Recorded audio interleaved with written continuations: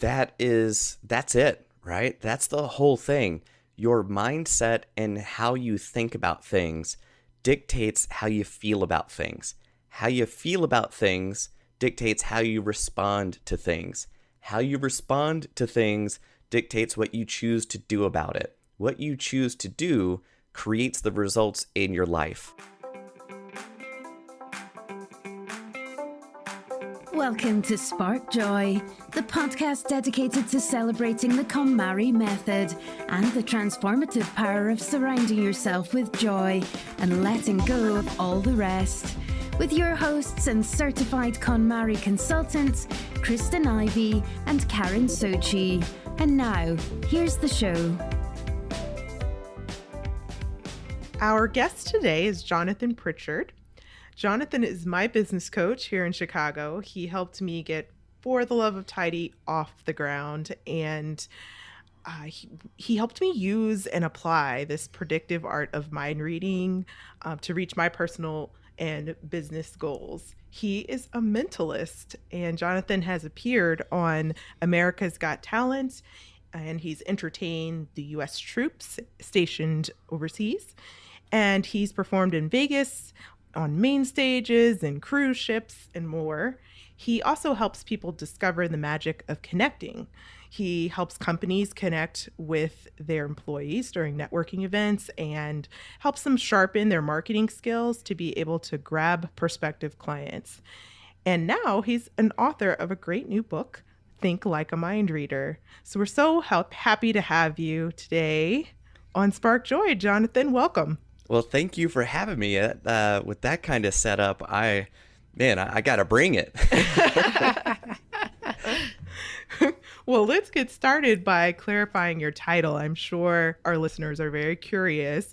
You are a mentalist or mind reader. Does that mean you have special superpowers, or can you tell what I'm thinking?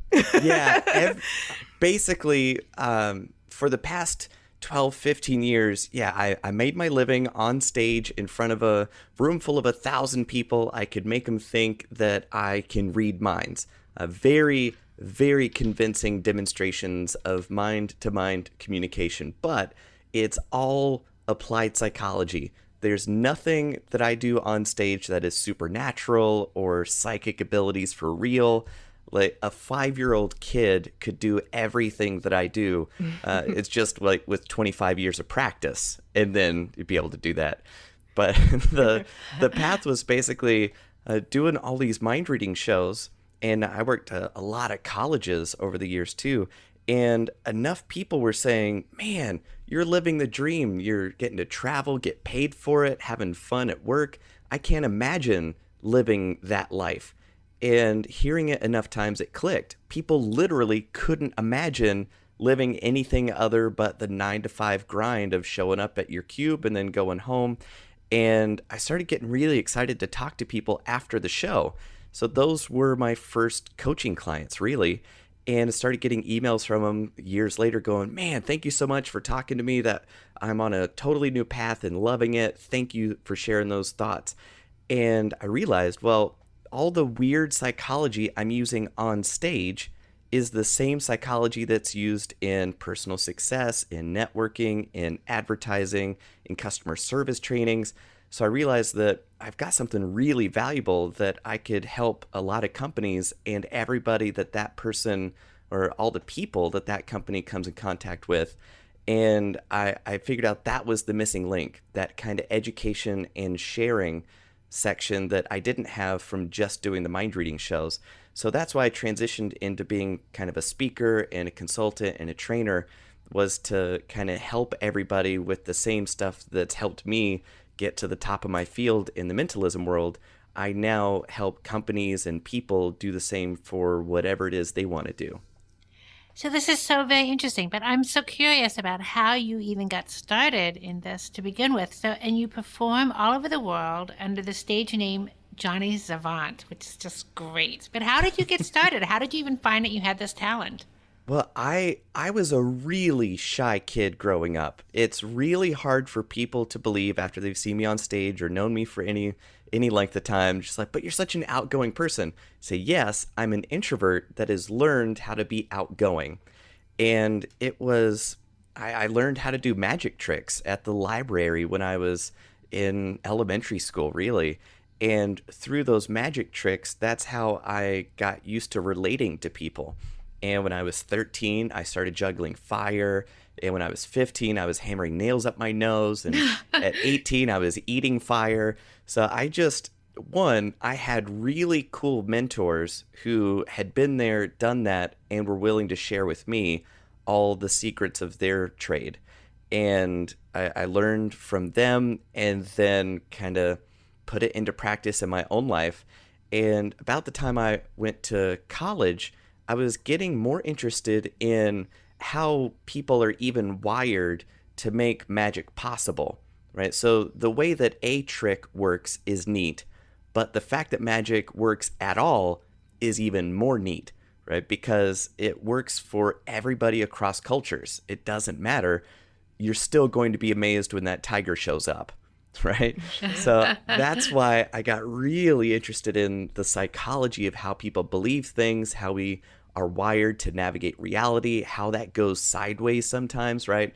It's like if you've ever gone up a flight of stairs and thought there was one more stair than there actually wasn't, right? You just step through nothing. It is such a disorienting experience, and you can't fake that.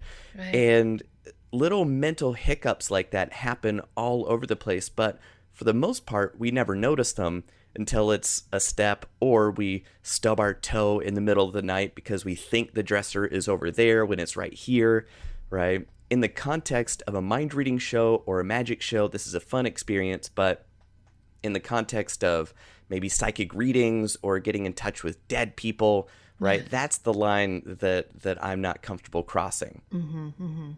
Exactly. Yeah. That's still blows my mind that you're able to do this. And you've had local shows in Chicago, and are you still performing, or have you moved on to doing exclusively with coaching and helping companies and other business owners? Right. Most of my performances are private events where it's either a trade show and a company is going to a trade show, they set up their booth, and they want somebody to be able to stop a lot of traffic, get them interested in the product, and pre-qualify them and then hand them off to their salespeople, right? So I kind of do that. Or I help them transform their hospitality suites into the normal kind of boring thing where everybody shows up for the shrimp cocktail and, okay, yeah, I guess I'm going to have to talk to the representative, but we'll get through that really fast. Well, I help them transform that dynamic into a ticketed, exclusive, invite-only experience where I do mind reading demonstrations that weave the message of that company into the performance.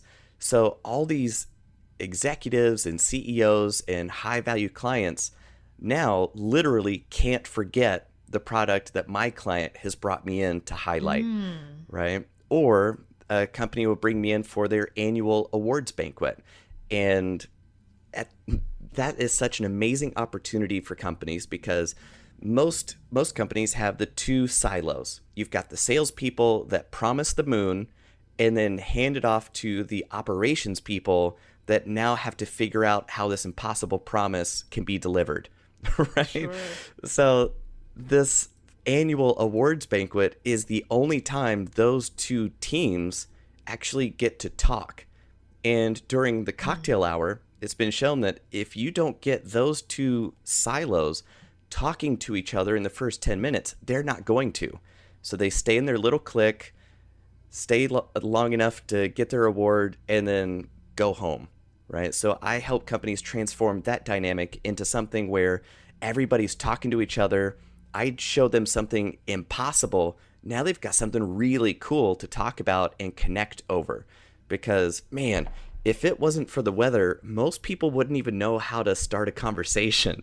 So I'm a professional people meter, right? So I just facilitate that connection, whether it's being on stage or as a walk-around icebreaker. There's just lots of ways for me to use my skills to get people connected. So I don't do a lot of public shows where you can buy a ticket and come just for the mind reading show. So most of what I do are private, invite only kind of things. I wish you could follow me around to like every networking event that I go to. 'Cause that sounds way more interesting than the typical, wear the name tag, shake people's hands. Exactly. Oh man, I love and hate networking events. Sure. Because mostly it's a lot of people who are quote unquote, I'm in transition. Right? Like Yes. desperately looking for a job, just handing out their card to anybody that will take one. And the dance that we all do, it's a choreographed conversation that goes the same way every time, and we all know where it is and where it's going. So they look at your name tag, see what your name is, read the company. If they don't recognize the company, then they ask, so what do you do? And what they're really asking is, how can I pigeonhole you? Right? Can I use you or not? Right? Are you useful to me? Now, in the current dynamic, you can't have just one skill set, right? With the job market and how everything is, man, you better have 3 or 4 things that you're professionally qualified to do, right? So now you're in a trap. At this networking event, you could gamble and say, I'm a designer. And then if they don't need a designer, but do need one of the other 3 things you can do, you just missed it, because there's still that pervasive idea that you could only be good at one thing, right? So here's what I do. I never tell people what I do for a living, because the instant I tell them I'm a mind reader, it's the weirdest thing they're going to hear in the next 50 networking events, right? So Sure. I know exactly how that conversation is going to go, and it doesn't help me figure out how I can help them, right? So I can't Right. answer that question. So here's what I do. I say, well, here's what I believe in. Like, I believe we're all connected in an amazing way that we can't really understand, but once we can experience it and facilitate that connection, our businesses get better, our personal relationships get better. So basically what I do is I help people connect. What do you think?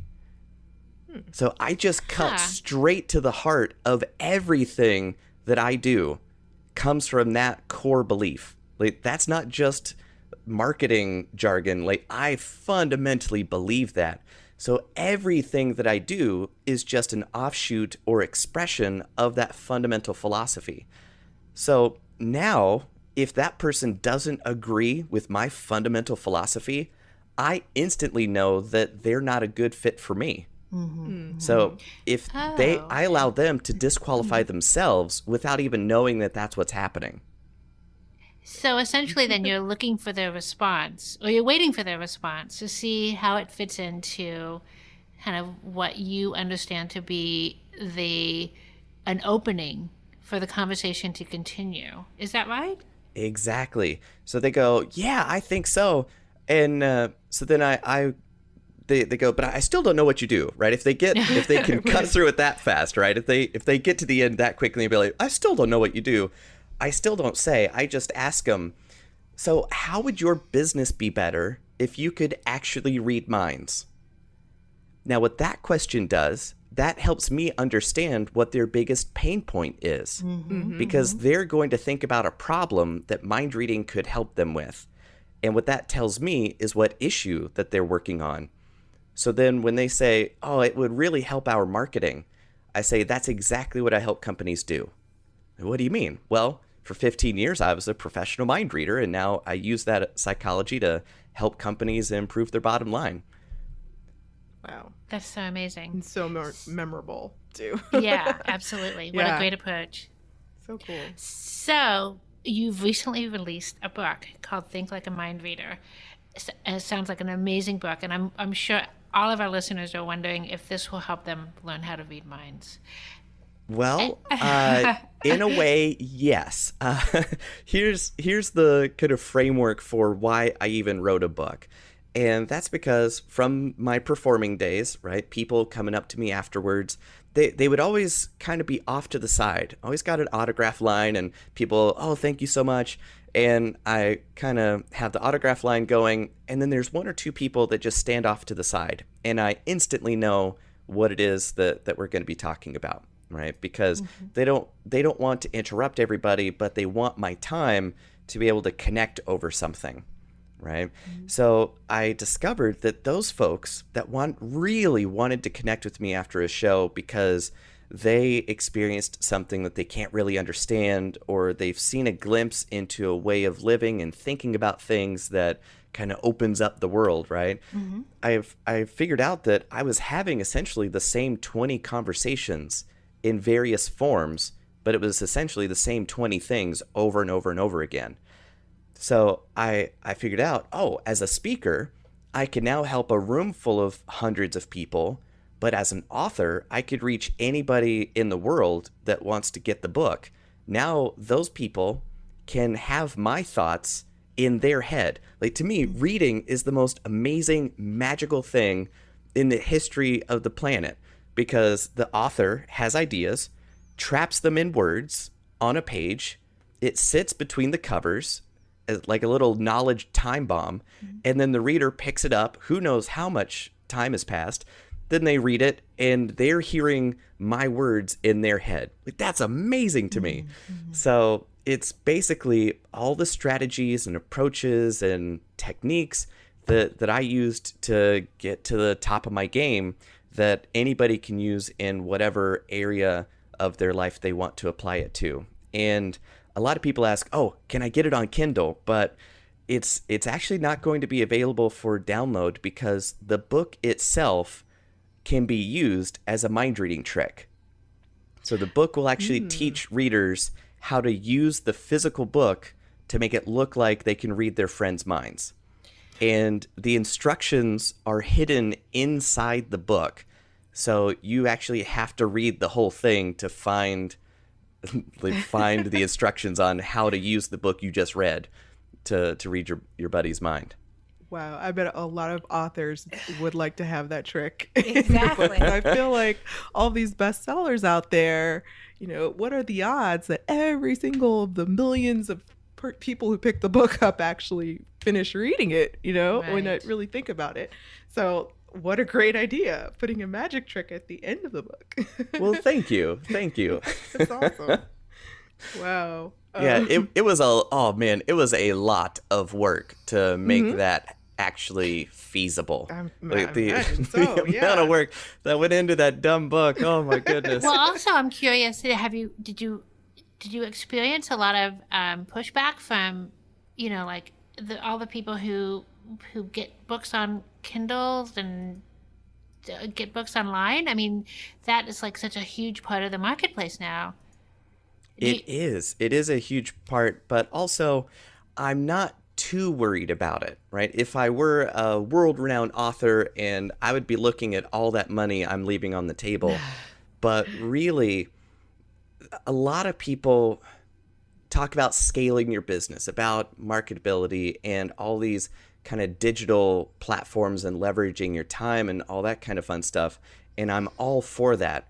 But when the whole world is zigging, I like to zag, right? And now that personal connection, physical reality, actually being in the same room as another human being, is now more rare and more valuable than ever. So in a way, I don't want my book as just a digital thing that you flip through and it carries no weight, right? Man, you've got to get the actual physical book. You can hold it. You can handwrite in the margins, or you can make notes, mark it up. I mean, the science has shown that if you're taking notes and you're typing on a laptop during a networking thing or a workshop, and you're typing, the ideas just go straight from your brain to your fingertips into the laptop. That's it. It's just whoop right in. But if you handwrite your notes, you can't write as fast as the other person is talking. So it's forcing you to evaluate its worth right then and there. So you're automatically filtering the information for what's most useful and not. And then what you choose to write down encodes it in your mind in a way that typing doesn't. So I feel like there's a lot of opportunity missed by people wanting digital solutions to real world problems. So that's why the project at its most fundamental level is kind of a reinforcing that we exist in a physical reality, and all the thinking and hoping and wishing and praying won't do any good. It's what are you going to do in meat space, right? What action are you going to take that really makes or breaks your success? So that's why it's only available as a physical object that you can use with your friends in person to create this incredible experience that is going to just totally break their minds, right? That's not possible with some ebook. Well, I'm looking forward to the mind breaking for sure. And I want to show my friends that I can do a trick. That's so cool. But we also want to hear a little bit more about any techniques that you can share. We don't want to give too much away, but maybe if you could share one of the techniques that are featured in the book and how they can be applied to changing minds or our lives, and predicting things, and kind of, like you said, applied psychology. Oh, absolutely. Basically, most people fail to solve their problems because they don't understand what the actual problem is, Yeah. right? And in my live workshops, I illustrate that with a demonstration where I ask everybody, okay, raise your hand if you think if I gave you a week, you could memorize the alphabet backwards. You could just say the alphabet backwards if you had a week's worth of practice. Almost everybody's hand goes up, and I keep shortening the length of time. Okay, how about just a day? Some hands go down. All right, if I gave you an hour, could you do it? And maybe 3 or 4 hands are still up. What if I gave you 10 minutes? Right? Then almost nobody's hand is still up unless they could already do it and they're trying to cheat, right? So then I then walk them through a demonstration of how to say the alphabet backwards, and people can go from thinking it's impossible to doing it in 5 minutes. Because the strategy that they would use on their own would be incorrect for how their brain actually works. Our memories are narrative driven, visually driven. Weird images and pictures, relationships are more sticky than just cold facts, right? That's why we can remember songs. Instead of just the words, it's everything together. So when you understand that, no, it's not that your memory is awful, how you're using it is awful because you don't understand how your memory actually works. So the problem isn't that your memory is bad. The problem is the strategies you're trying to use are not suited for the effect you're trying to create.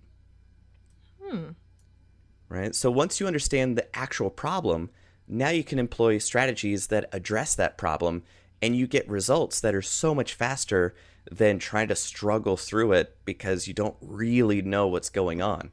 Right? So the times that I've made the most progress in my life and business is when I talk to somebody who's already doing what I want to do and then go, okay, how do you think about the world?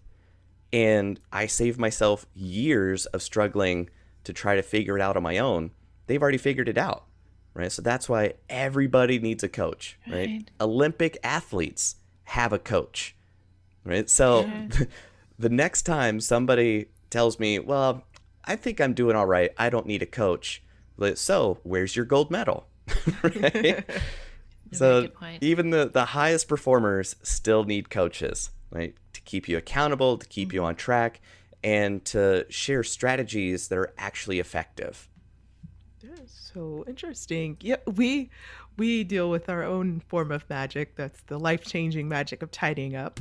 So we love to talk about KonMari here, of course. And I feel like it ties in a lot with what you're talking about when we're solving a problem, like basically shifting our perspective in order to confront things. And in this case, it would be possessions and just behaviors. So I was wondering how you maybe could see this tool of being a mind reader, kind of shifting a perspective or behavior when it comes to someone who is looking to tidy up. That's it, right? That's the whole thing. your mindset and how you think about things dictates how you feel about things. How you feel about things dictates how you respond to things. How you respond to things dictates what you choose to do about it. What you choose to do creates the results in your life. And all that happens very quickly. And most people say, well, that's just the way I am. Well, you know what? That's just how you are used to behaving. That's how you're used to thinking, right? If I asked somebody to, well, I'm left-handed. And if somebody asked me to write with my right hand, if I focused and took the time and put in a lot of effort, I could learn to write with my right hand. But if I'm tired, or if I'm stressed out, or I'm having some really strong emotions, right, I'm going to revert back to what is easiest for me, to write with my left hand, right? So a lot of what people think is the problem isn't the problem. It's how you're thinking about the current situation that you're in. That's the problem, right? Yeah. You're telling yourself it means this thing. Well, that's just the story that you've learned to tell yourself about it. Two people can go through exactly the same situation and come out with two completely different results. The only difference is the story that they're bringing to the party that tells them how they should feel about it. So once you can really unlock how your mind works and why you believe what you do, then you can kind of break it apart like the Matrix and then restructure how you approach the problems in your life. And then you get more interesting problems. That's my life's goal, right? Is to trade up to more and more interesting problems every year. If I'm still making the same problems next year as I am this year, I don't feel like I've done enough good work. That's I really like what you just said about changing mindset, because when I think about the book, when I think about Marie Kondo's books, there's really so much in them that is more about changing the way you're thinking about the problem. Although, of course, there's very specific and concrete steps and a system, a method for how to address, starting with the clutter, but then other parts of your life. But it's really, there's so much in there about looking at things a little differently. And I think that that's one of the things that's so appealing about the book, is that, just as you said, it's like really taking a different slant in your thinking about the problem. And if you can think differently about the problem, you really transform the problem, but then you open the door up for better answers to the problem as well. Exactly. Right. So there are these things called mental models, and our minds are really good at creating maps of our physical spaces that we navigate, our interpersonal relationships, our self-worth, everything. We build this idea of what's real, right? And if you're out in podcast land right now, if I asked you to close your eyes and leave the building that you're in, you could probably do it, right? You might bump into some walls, but you've got a really good idea of how you would go about doing that, right? And that's your mental model of the space that you're in right now. If you're on a train, please don't try this, right? But the idea is that you've got this mental model of reality, but it's not real. It doesn't exist anywhere, but it dictates how you would make your choices, right? That's exactly what happens in your relationship to your clutter, to your space. And what happens is when you read a book, you are installing the author's mental models of their relationship to reality. So you can have multiple mental models for the exact same physical space, right? It's kind of like you could have a topographic map. You could have an interstate map. You could have a riverway map, right, of the same land, but all the maps are different in how they're useful and not useful by what they emphasize and what they don't. So if you're having issues with clutter or whatever your problem is, you can talk to somebody that solved it and kind of install how they think about things into your mind, and now you've got more useful ways of thinking about it. But another weird thing is people make the mistake that they are separate and a part from their space instead of a part of their space. Mm-hmm. You are this body. You don't have a body, right? Good luck pointing to your mind, right? You can't weigh your mind. It's not real. It doesn't exist. So being able to affect your environment and create a space that facilitates clearer thinking is definitely possible, right? So our environments influence and affect us just as much as we influence and affect our environments. That is so interesting. Huh. I'm just thinking of when you said close your eyes and walk around your space and try to get out of your space. I just thought about how sometimes we do things like almost unconsciously, like drive to work, and we're there and we're like, wait, how did I get here? What happened? Yeah, Exactly. is that kind of thing? This like we're just programmed to always do things one way. Exactly. Yeah. Your patterns, I mean, your brain runs on as much energy as the light bulb in your fridge. Like that's it. So it has to find shortcuts. And if this pattern of behavior has gotten you the proper result 200 times, 201, we don't have to think about it as much. So it's now no longer in our conscious mind, it's in our non-conscious part of our neuromuscular system. So that's what autopilot is. That's what our habits are. So most of our life is the result of our unconscious habits that we installed without even really being aware that we're doing it in the first place. Right? That's how you show up at work without even thinking about it. Sure. That's how you walk through your relationships without really being present. That's why you look up at the clock and it's 5:30 and you aren't even aware what you did at work today. Right? Right. So many people are so checked out of their existence and then they wonder why they're unhappy. Right? Yeah. You gotta really dig into those fundamental patterns that are outside your conscious awareness most of the time and really start seeing how big their impact is. It's almost like asking a fish to kind of step outside the water to see how wet it is, right? Interesting.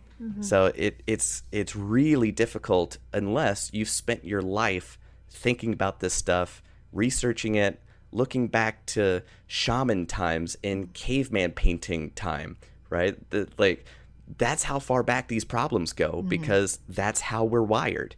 And that's why the shaman is so important in society. Somebody that understands all these rules are just kind of made up anyway and step outside of them. That's why, to me, it's music to my ears when I hear somebody go, man, I've never thought of it like that. Sure. That means that they now have the potential to imagine a whole new world that was previously inaccessible to them. Like they literally couldn't imagine it, but now they can. Now the world of possibility is just so much bigger.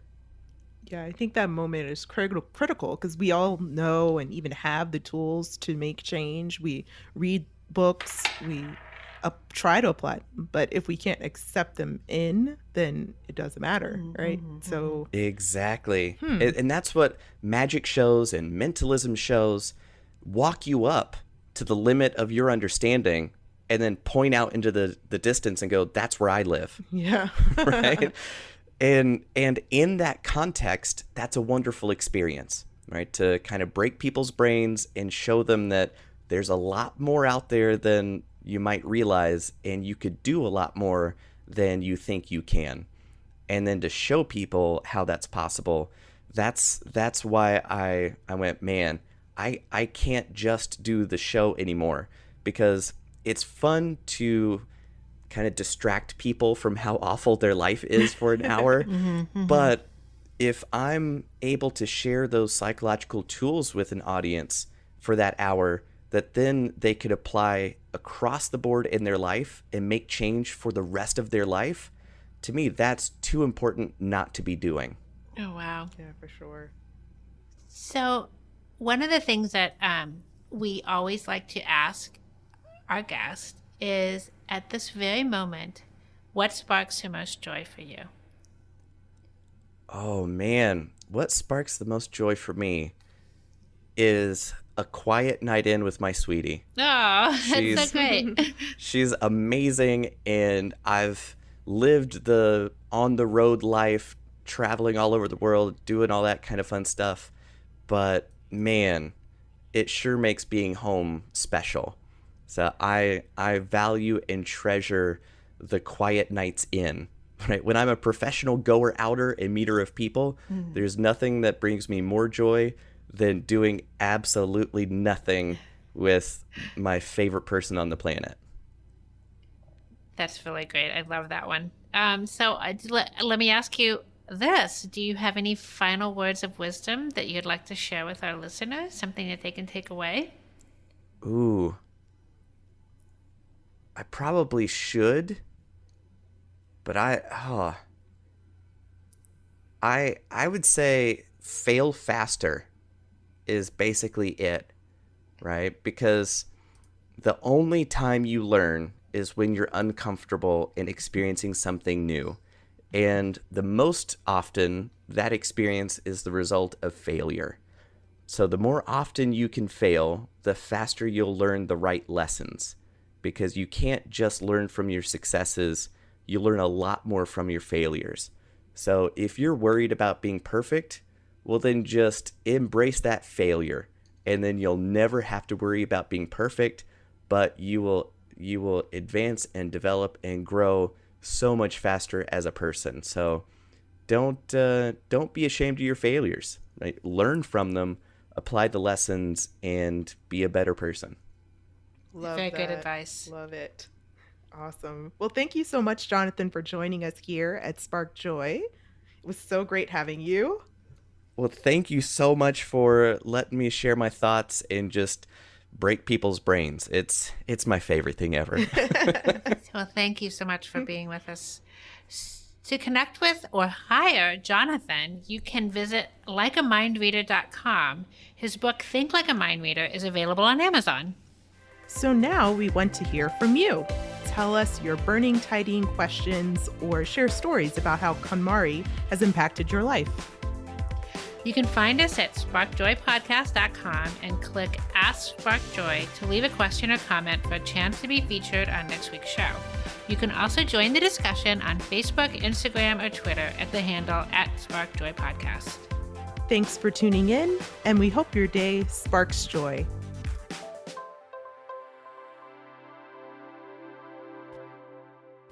Thank you for listening to Spark Joy with your host, Kristen Ivy of For the Love of Tidy in Chicago and Karen Sochi of the Serene Home in New York City. Spark Joy, the podcast, is not endorsed by or affiliated with KonMari Media Incorporated. The opinions expressed on this episode represent the views of the co-hosts and guests alone and do not represent the corporate position of KonMari Media Incorporated or the KonMari consultant community.